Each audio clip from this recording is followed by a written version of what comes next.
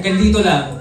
Hindi lalampas doon eh. Pero hinayaan niya yung puso namin na makapasok sa heart niya para maging yung trabaho naging pamilya. So ganun po siguro. Kaya hindi lang sa akin, sa lahat ganun siguro po yung nangyayari. Kaya naging professional hanggang sa naging relationship. So, kasalanan ni Mami. Yeah, so kasalanan niya yun. Siya yung utak niya. So, leadership by example. Copy-paste po. I agree. I cannot disagree. Hindi, totoo naman po yun. Kasi parang katulad ko, marami po akong kilalang kliyente, marami pong business owner na kakilala na may iba dyan na ititreat ka lang nila na as artist ka lang namin, minsan iba pa, mas worse pa, yung may utusan ng moment, may yung, basta iba. Pero sa kanya kasi, pag naging ambassador ka niya or pumasok ka sa beauty derm, iba yung treatment niya, iba yung pag-aalaga niya. Doon ko kasi nakita yung difference niya sa iba, kung paano niya alagaan, paano niya mahalin yung mga ambassador niya. So, parang ikaw, mamahalin mo talaga siya. Alam mo yung ganun, mamahalin mo siya, rerespetuhin mo siya, at kahit na anong mangyari, siya pa rin ang pipiliin mo. Kahit minsan nabigyan ka na ng ganito, sa kanya ka pa rin babalik. Kasi yung love niya sa'yo, totoo. At hindi ka niya gagamitin ng dahil sikat ka or aabangan ko to kasi sisikat to. Hindi siya ganun eh. Walang gamitan moment. Hindi kagaya sa iba. So, sa nakita ko mga ganyan, yung pinagkaiba niya talaga. So, ayan, kaya lahat ng nandito ngayon, lahat ng ambassador niya, pamilya niya talaga. Tinuturing niyang anak, tinuturing niyang yung friend niya. Kaibigan. So, literal na pamilya. Mami Ray. Ano po Mami parang natural. Gaya po kanina, kaya po kami na-late kasi nagkulitan na kami sa baba. Akala mo na silang work. Sabi ko, mga anak, mag-work muna tayo. Tapos sabi namin kay DJ kanina, go, mauna ka na umuwi maiwan sa sunshine. Kasi nga magkukulitan na naman kami hanggang gabi. So parang minsan, kahit na nag-out of town po kami, yung iba Mami talaga literal na wala akong pambayad sa kanila sa dami nila. Sa dami kasi nila, ang laki ng nagagastos ko sa dami nila, kahit honorarium lang. Dahil gusto nilang magkakasama, lahat tuloy sila sumasama. Yung concert sa mall, hanggang gabi hindi pa kami tapos. Kasi pagalingan pa sila, hanggang 3 kanta pa kayong gusto ng mga to Si Laura Tolentino, nag-ano pa si ate, nag-record pa ng kanta niya. Oo, gusto pa Puputok na nga yung vulkan, nagkakantahan. Oo, nagkakantahan pa nga kami. Ganun po kami ka-close sa BD. Tapos hindi namin namalayan, grabe sa ating Glidon, 10 years na pala sa akin. Si Kit Kat, yung A-list ko noon, kung ano nang binibenta ko, nandyan na rin siya. Si Kakay, lahat, 10 years, 7 years. 50. 45 pa lang ako. Nauna kami nanganak sa akin. Ayun, Mami, ganyan. 45. Ganyan kami natural, walang script. Kasi totoo na mapamilya talaga kami. Ganon. Thank you so much. OG. Thank you, Mr. Lin. May tawa-tawa. Susunod, tawagin naman natin, we're in Pampanga, Miss Joyce.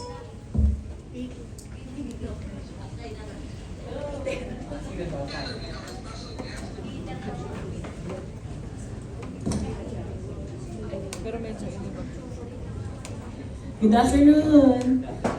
Joyce po, local influencer from where in Pampanga. So, wala naman po akong emanates, no? Simple lang po.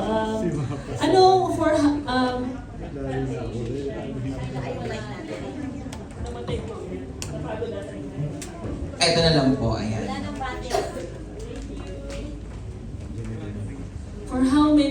For Miss Shine and BGI, for how many years nakasama niyo si Miss Ray sa buhay ninyo? Ano yung big lesson in life na nagkaroon ng big impact sa life ninyo together? Business or relationship? Ang impact yung i-value talaga yung mga taong nasa paligid mo. Yung katulad sa negosyo, sa trabaho, i-value natin, i-value yung mga taong nasa paligid mo sa kayong mga katrabaho mo. Katulad din niya, yun din, nakikita ko din sa kanya kung paano siya mag-reach out sa mga ambassadors niya. So kahit na siya may-ari, pero siya yung nagpapakumbaba para makipagkulitan. Pwede naman din siya makipagkulitan sa amin eh. Pwede naman din niya kami kausapin kasi yung iba kasi, pwede naman talent din yan eh. Pero ito, si Ate Ray, lahat, yun nga, siya yung nag-reach out. At the same time, sa pamilya namin, no? Dapat, tingin ko nakikita ko sa kanya, dahil tingin niya sa amin pamilya, para sa pamilya din namin, sa mga anak namin dapat pantay-pantay din. Hindi porket yung isa yung mas sikat yung isa hindi sikat, chuchugihin mo na. Wala walang ganun dito eh. Kaya, nakita ko na talagang, kung gusto mo na tumagal sa negosyo, yung hindi lang dapat puro pera yung iisipin, kailangan may puso ka din dun sa mga empleyado mo at sa mga ambassadors mo. So yun yung nakikita kong the best kay ate. Ayan. Sige. Para namang lagi tayo may quiz dito. Ang dami ko na pong iniisip. Ayaw mo na, be? Ayaw mo na, be? Oo. Baka na lang tayo. Akala ko naman pares ko lang ito na pero parang lagi ako mag-iisip ng answer. Di ba ganun kasi naman? Oo, di ba? Pag umaattend lang tayo, di ba sa gilid? Oo, Parang sa gilid. chika-chika At saka lang. nakikipagpalang-palang ka lang, pero pag ikaw naman yung nakakapagod din. Ang daming problema, Beg. Ay, kailangan ko patuloy yung isip ng, paano kung mali pa yung sagot ko? Bagsak pa ako sa test nito. Hindi, kay ate, nakita namin kung paano niya mahalin, magmula doon sa pinakababa hanggang sa yun yung sinasabi ko ngayon sa mga anak namin. Minsan pinagtatrabaho ko sila sa resto, magligpit kayo dyan ng ano nyo, ganito ganyan. Magligpit kayo ng mga pinagkainan ng tao, dalhin nyo sa kusina. Kasi para sa akin, kailangan nyo mag-umpisa sa pinakababa para ma-appreciate nyo. Kung dumating man kayo sa time na umangat kayo, ma-appreciate nyo lahat ng mga tao. Alam nyo kung ano yung hirap. Yun yung nakita ko sa kanya kasi lahat ng staff niya, mahal niya.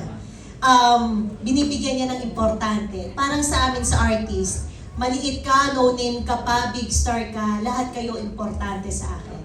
So, yun yung iba-value ko at yun yung gusto kong kunin sa kanya. At yung pwede ko ibigay sa kanya, wala, charot, pag wala. Yun lang, thank you.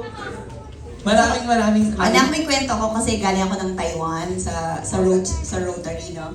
Tapos, ang daming mga taga-Bulacan. Tapos, syempre, nandun lang ako. Kasi sweet girl talaga ako sa personal. Tahimik. Tahimik ako sa ganun. Parang, ikaw po yung ate ni Vice Go. Diba? Yung, ang sarap sa feeling na ako daw yung binibida ni Vice Go. Mga mayayaman yung mga yun na may-ari ng mga building sa Bulacan, mga ganyan. Ikaw pala si Ate Rhea ni BG. Ikaw pala yun. Gumaganon sila. Saka lahat sila ay may contribution kung bakit ko napatayo tong building na to, kung bakit ako naging beauty derm, kung bakit isa na akong household name. Diba, ang dami-dami dyan ngayon na skincare, pero di pa nga natin kilala kung anong name nila. Konti-konti lang. Ang tagal bago ko naipuntar to. At nagpapasalamat ako sa kanilang lahat kasi lahat sila talaga may contribution kung ano man at sino ako ngayon. Ayun. Oh. Diba? Maraming salamat. We are in Pampanga. Susunod naman na magtatanong, syempre, mula sa GNN TV44, Patricia Mamangon. Patricia, pasok. Kasi GNN TV44, parang akala ko nagbabalita ka. Sorry. Akala ko nag-ano ko sa D7 ngayon. Patricia, anong ganap dyan? Yes. Thank you so much po. Ayan. My question is for Miss Sunshine and BG. Ito very simple lang. Sa tagal niyo po na member ng Pamilyang Beauty Derm, ano ho yung personal favorite niyo sa mga produkto ng Beauty Derm? Ayan. So aside syempre sa ating product na yun.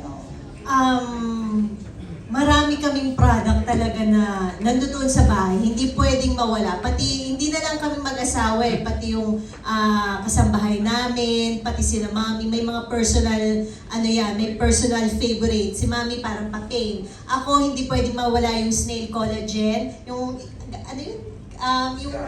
yung scrub, hindi yung galon, yung malaking tub talaga, nauubos ko yun ng ilang linggo kasi may mayat maya. Yung Blanc Pro na Milky Body Wash, yung June na facial wash na sa kanya yon. Holy grail niya, hindi pwedeng mawala dahil pag nawala yun, naubusan siya, ako mapapagalitan, mama, wala na palang stock. So yun, marami, halos lahat. Oatmeal, meron pa, ano pa yung mga ginagamit natin? Nasa bahay kasi. So sa sobrang yon, isa pa. Yung pag naglilinis ako, merong air freshener ang sinama Ate Ray, yung sa Beauty Derm na pag in-spray mo siya, cherry yung ang tamis, yung pagkatapos mo maglinis, pagod ka, pagkatapos mo maligo, tapos nakita mo siya, yung kailangan niya ng sweet moment na tayo, di ba? Yung ganun na. Sobrang bango niya, promise. I-try niyo yun talaga, pati yung kandila. So ikaw, Papa, ito alam ko yung mga favorite niya, pero siya na. Yun. So ako naman, kasi dati, nag-breakout talaga yung mukha ko. Mapuyat ka lang, tapos sa stress sa trabaho, nag-breakout ka kagad. So, talagang nakatulong sa akin yung mga produkto. Ginagamit ko talaga eh. Kaya nga sabi ko dati, dapat kailangan every month nagpa-facial ako, ganyan. So parang nakalagay siya sa routine ko eh.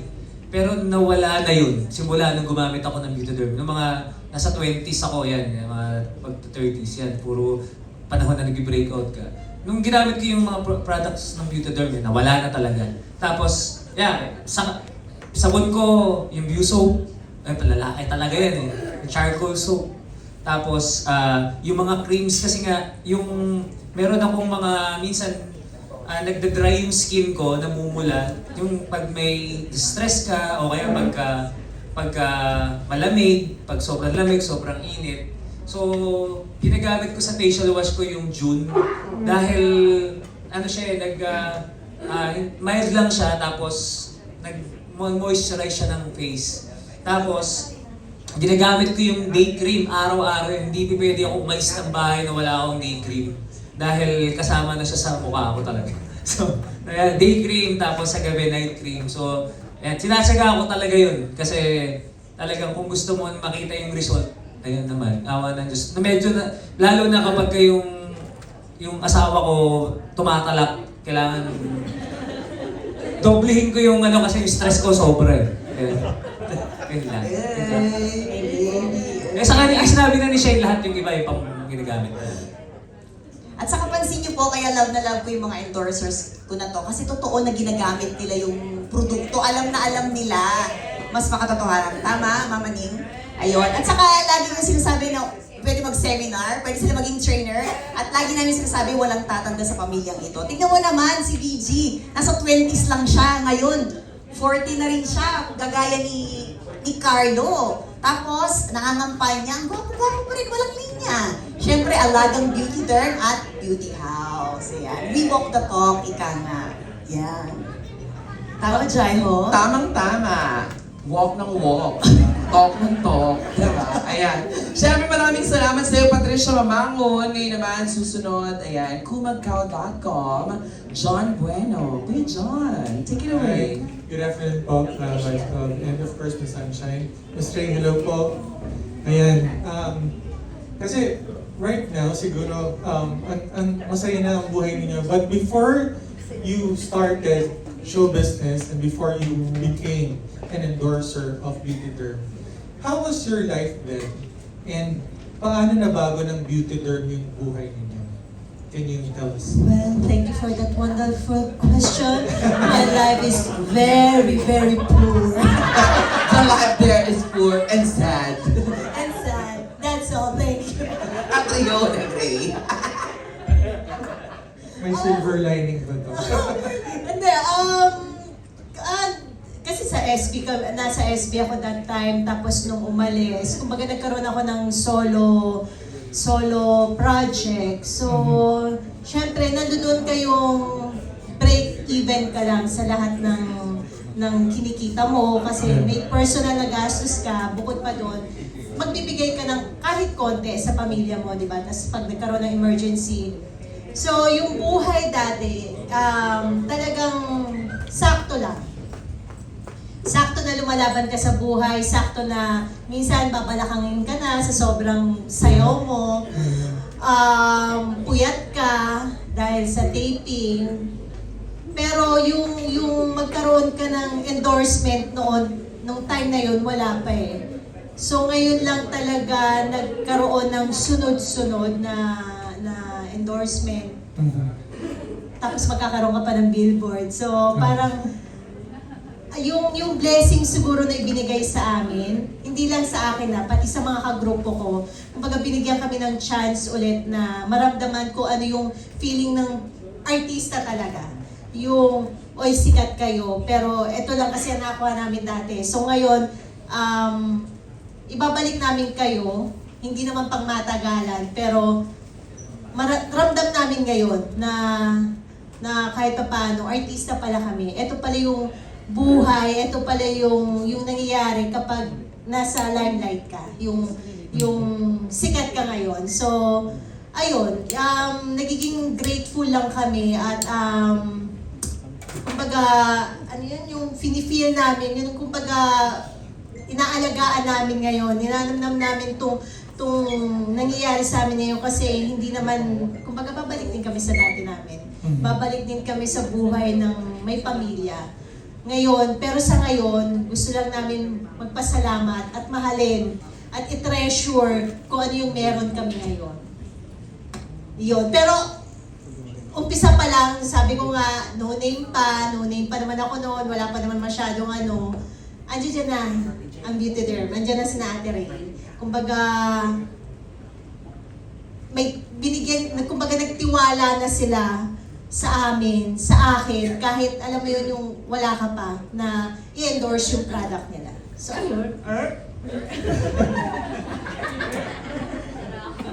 Ako naman, sorry. Kasi ako nasa politics na eh. Wala naman ako sa showbiz lately. So, alam mo yung politiko ka pero may in-endorse ka pa rin products, di ba? Tapos, tatanungin ng mga tao, Vice ko, ang ganda ng skin mo, anong ginagamit mo? Ayan. Vice ko, bakit, minsan, ang tawag yun? Yung glass skin ka, ganyan. Sabi ko, ano lang yan. Then sabi ko, sasabi beauty derm yan. Beauty derm. So, alam mo yun, parang kahit nasa politika ka, pero meron ka pa rin ine-endorse na product. Tapos may tao pa rin naniniwala. Kahit hindi ka na showbiz, pero nandyan pa rin yung beauty derm na ine-endorse mo pa rin. Part pa rin ng routine mo, ginagamit mo. So, napagmamalaki mo pa rin yung beauty derm. So, parang naging partner na siya naging partner na ng pangalan ni Alex Castro yung beauty derm sa buhay ko. So, yun. Parang tuloy-tuloy lang. I'm really happy for you. And also, VG, congratulations sa stance mo on the anti-dynasty bill. Salamat. Support on that. Thank you, sir. Thank you. Sir John, maraming salamat. Palakpakan naman natin VG Alex Castro and Sunshine Garcia Castro. Pero bago tayo matapos, dahil nandito ang ating dental diva. Ayan. Oo. Siyempre meron siyang special number para sa atin.